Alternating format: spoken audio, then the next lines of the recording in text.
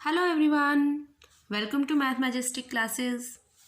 आज मैं आपको कराऊंगी सॉलिड ज्योमेट्री में स्फीयर में एक important question which was asked by one of the viewer of my channel. So question की स्टेटमेंट देखिए क्या है।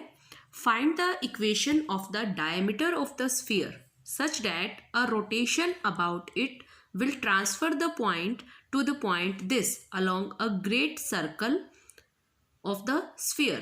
Find also the angle through which the sphere must be so rotated. देखिए निकालना क्या है, हमें equation of the diameter of sphere निकालनी है। ये कोई स्फीयर है, इसके डायमीटर की इक्वेशन निकालनी है such that a rotation about it will transfer the point this to this. उसके अलोंग रोटेट करें अगर स्फीयर डायमीटर के अलोंग, तो ये पॉइंट यहाँ पर पहुँच जाता है along a great circle of the sphere के ग्रेट सर्कल के अलोंग अगर मूव कर रहा है तो ये पॉइंट यहाँ आ जाता है। Find also the angle through which the sphere must be so rotated, और स्फीयर किस एंगल पे रोटेट कर रहा है ये भी आपको बताना है। तो देखिए हमें निकालनी है सबसे पहले इक्वेशन ऑफ डायमीटर। तो सपोज इक्वेशन ऑफ डायमीटर जो है, अब देखिए क्योंकि स्फीयर आपको गिवन है x square plus y square plus z square is equal to 29।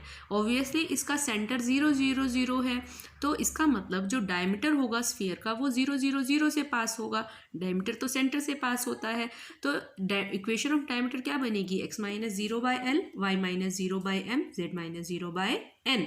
मान लेते हैं एलिमेंट डायरेक्शनल कोसाइंस है। नाउ सर्कल क्या होता है, इंटरसेक्शन होता है स्फीयर एंड प्लेन का।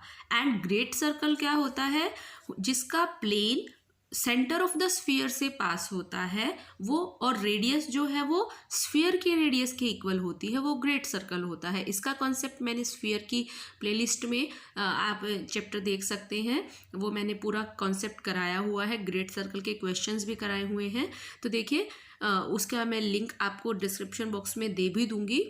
तो देखिए सर्कल क्या होता है, intersection of sphere and plane. And great circle होता है जिसका प्लेन स्फीयर के सेंटर से पास होता है, एंड जिसका प्लेन स्फीयर के सेंटर से पास होता है, और रेडियस जो होती है वो स्फीयर की रेडियस के ही इक्वल होती है, वो ग्रेट सर्कल होता है।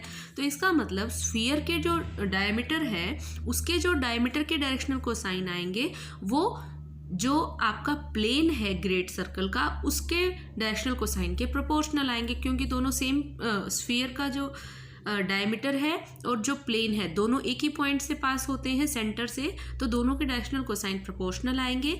तो मान लेते हैं इक्वेशन ऑफ द प्लेन जो है वो आपकी ये है, Lx plus m y plus n z equal to 0।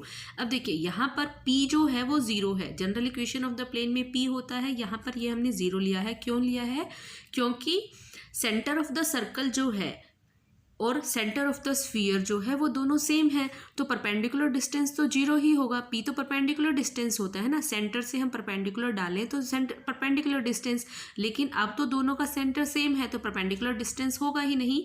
सो दोनों का P जो है यहाँ पर perpendicular distance that will be 0।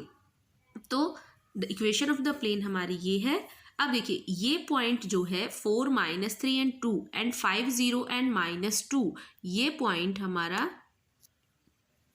Move करता है along the great circle, this point and this point. ठीक है, तो दोनों पॉइंट जो हैं वो प्लेन पर भी लाई करेंगे, क्योंकि सर्कल के अलोंग मूव कर रहे हैं तो उसके प्लेन पर भी लाई करेंगे। तो इसका मतलब ये दोनों पॉइंट इसकी इक्वेशन को सेटिस्फाई करेंगे। तो 4l - 3m + 2n 0 and second point is 5m 0m -2n equal to 0।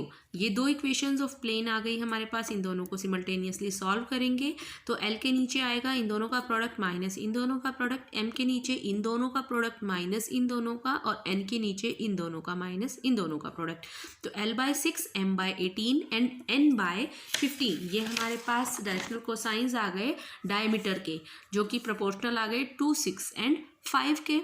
तो इक्वेशन ऑफ द डायमीटर क्या हो जाएगी, सेंटर से पास होता है, directional cosine proportional to 2, 6 and 5 आ गए। तो एक तो पार्ट हो गया हमारा, इक्वेशन ऑफ द डायमीटर आ गई। दूसरा हमें इसमें निकालना है एंगल ऑफ रोटेशन, कि किस पॉइंट पर आपका स्फीयर रोटेट कर रहा है, किस एंगल पर। ये पॉइंट यहाँ से यहाँ पहुँचेगा तो एंगल ऑफ रोटेशन निकालना है। तो हमें पता है कोस थीटा क्या होता है हमारा एंगल ऑफ रोटेशन। जब भी हमें निकालना हो तो हम ये फॉर्मूला यूज़ करते हैं, दो प्लेन्स के बीच का एंगल ऑफ रोटेशन अगर निकालना है आपको तो दो प्लेन के डायरेक्शन जो ये पॉइंट होते हैं, फर्स्ट प्लेन होता है a1x plus b1y plus c1z0, दूसरा a2x plus b2y plus c2z0। तो उनके बीच का जो एंगल होता है वो cos theta is equal to this, ये हमारे पास फॉर्मूला होता है। तो देखिए ओ से, ये मैंने इसका डायग्राम भी यहाँ बनाने की कोशिश की है, जो ओ से suppose this is A and this is B, तो ओ से एक ये पॉइंट डायरेक्शन इसके अलोंग मूव कर रहा है सर्कल के। तो देखिए ये पॉइंट मान लीजिए यहाँ आ जाता है, तो एक लाइन हो गई ओ ए और एक हो गई ओ बी। तो ओ ए लाइन के डायरेक्शनल रेशोज क्या आएंगे 4, -3 and 2, and O B line के डायरेक्शनल रेशोज आएंगे 5, 0 एंड -2। तो दोनों लाइन्स के डायरेक्शनल रेशोज आ गए हमारे पास।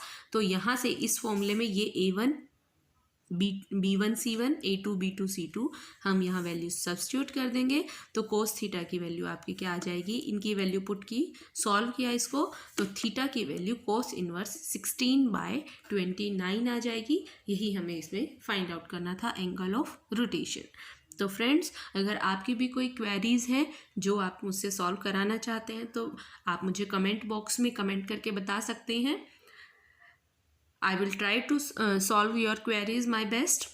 So thank you for watching my channel, and keep watching and keep subscribing and liking my videos. Thank you very much.